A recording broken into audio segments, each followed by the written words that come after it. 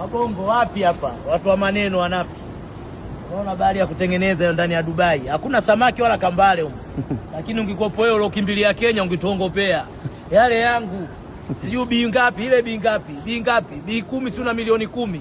Mshamba wewe Mnyakyusa. Oya, wewe utuwezi, sisi wazawa, mshamba wewe.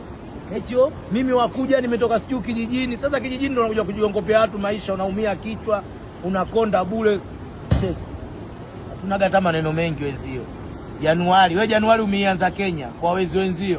Si Januari tuko Dubai huko kwa watu wenye elimu. Huku ndo kuna wasomi. Unaona mambo. Alafu niangalie Jumatatu niko wapi? Jumatatu niko Italy kwa wauni sasa. Jumatatu nadondoka Italy kwa wauni. Mshamba Mnyakyusa bichwa box.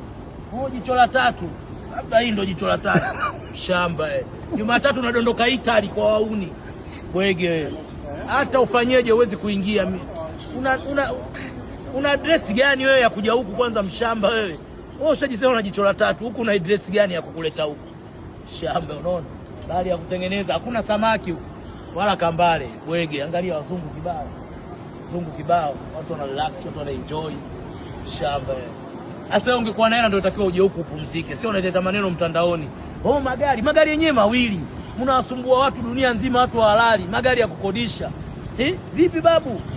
Wewe chizi nini? Oya, badilisha mifumo mdogo wetu. Acha kununua jina wewe. Si jina tujanunua, limekuja lenyewe automatically. Wewe jina unanunua kwa nguvu nyingi. Unakashifu watu mitandaoni, mshamba Sisi ndo tumekuonyesha tunaweza. Hatumiliki magari wala hatumiliki gorofa. Maisha yetu tumekuja kutumia tu. Mshamba wewe bilieti mtoto mdogo mwenye pesa. Wewe una pesa bwege wewe. Wanyakyusa wenzio kibao na mahela huko hajaye kupiga kelele. Wako kibao Mbeya uko na mahoteli wana nini? Wewe hata nyumba ya chini una ya kulala wageni, chumba 20,000 guest bubu. Unayo wewe? Hem, tuonyesha hata guest bubu Mbeya uliowekeza ya kulala wageni, chumba 20,000 au 7,000. Shamba wewe. Cheki. Haya ndo maisha ya hela. Haya ndo maisha ya pesa.